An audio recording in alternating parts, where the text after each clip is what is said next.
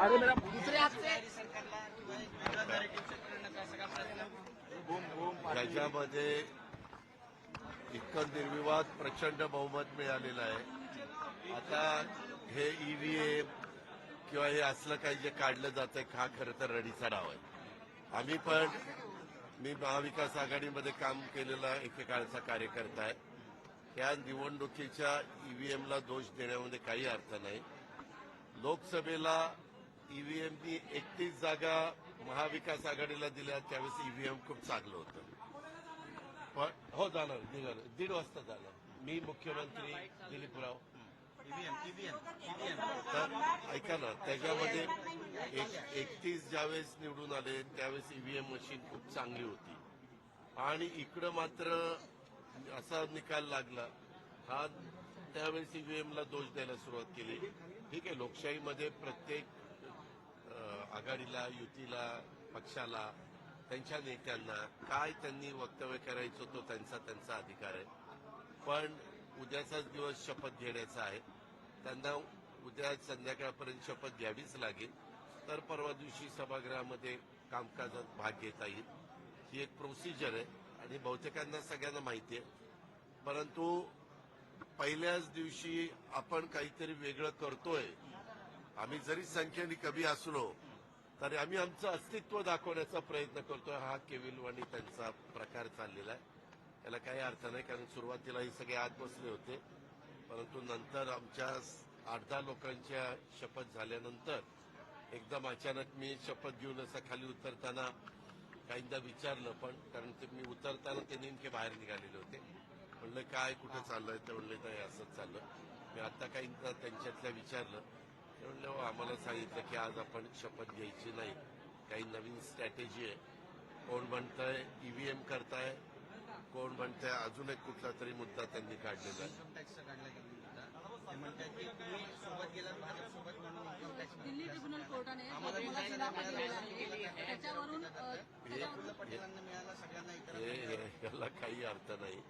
इतके वर्ष आम्ही त्यांच्याबरोबर होतो त्यावेळेस आता कुठलाही कोर्टाचा निकाल काही एका दिवसाला लागत नाही. वेगवेगळ्या पद्धतीनं चौकशी होती. चौकशी घेतल्यानंतर त्याच्याबद्दलचं तुम्हाला अपील वगैरे करण्याचा अधिकार असतो. या प्रोसेस बरेच दिवस त्या ठिकाणी चाललेल्या होत्या. आम्ही आमची भूमिका मांडली. आता ह्यांच्याबरोबर मी असेल तर अजित पवार चांगला यांच्याबरोबर पण मी कुणाबरोबर उपमुख्यमंत्री म्हणून काम केलं नाही. मी जर अतिशय दोषी असतो भ्रष्टाचारी असतो तर टपाकी त्यांनी माझ्याबरोबर कामच केलं नसतं. मला ही पदच मिळाली नसती.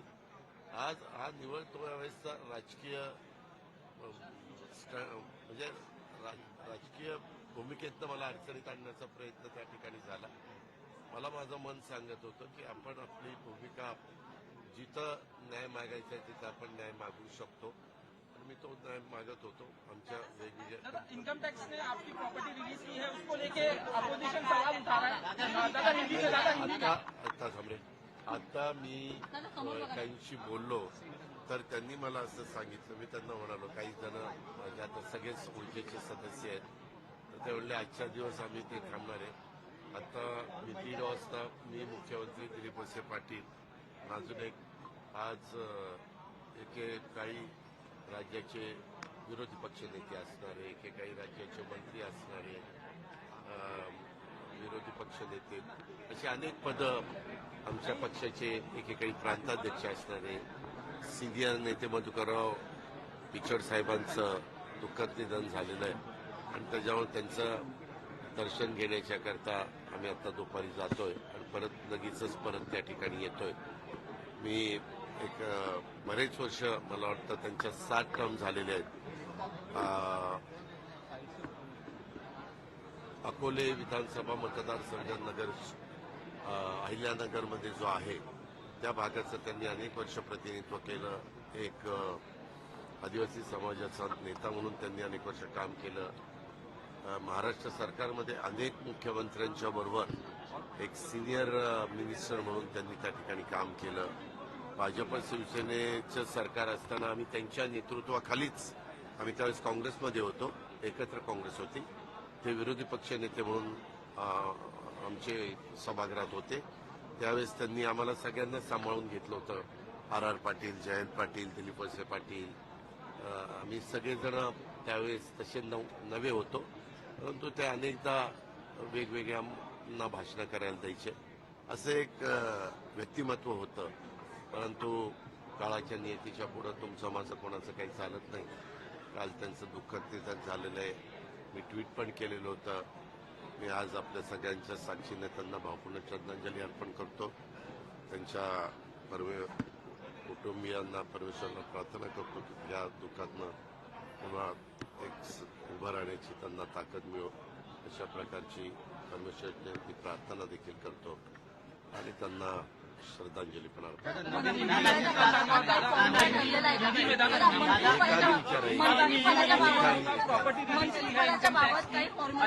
कशाच्या मंत्रिपदाच्या आज आणि उद्या आमच्या सगळ्या शपथा होतील. परवा दिवशी 10 वाजे नाही, उद्याच 12 वाजेपर्यंत उमेदवारी अर्ज भरायचा आहे स्पीकरचा. तो आम्ही भरू तिन्ही पक्षाच्या महायुतीच्या वतीनं, आमच्या सगळ्या घटक पक्षांच्या वतीनं. ते आज आता संध्याकाळी आम्ही कदाचित बसू किंवा आता जाताना पण त्याच्याबद्दलची चर्चा होईल. मागेही चर्चा त्याच्याबद्दल झालेली आहे आणि बहुतेक ते बिनविरोधच निवडून येतील, कारण 232-35 जागा आहे.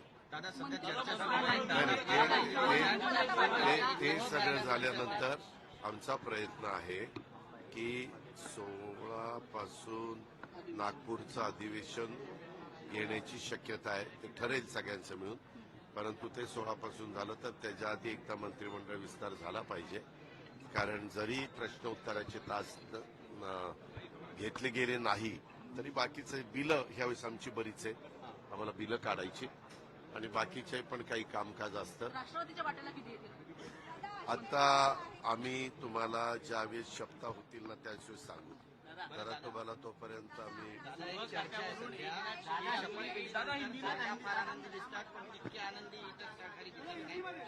में जानना चाह रहे हैं. नाही रे बाबा, सगळेच आनंदी दिसतात. आता तुम्ही प्रश्न विचारताना सगळे हसरे दिसतात का? काही नसतात, काही असतात. असं काही नाहीये. आपण कृपा करून त्याच्यातनं गैरार्थ गैरसमज करून घेऊ नका.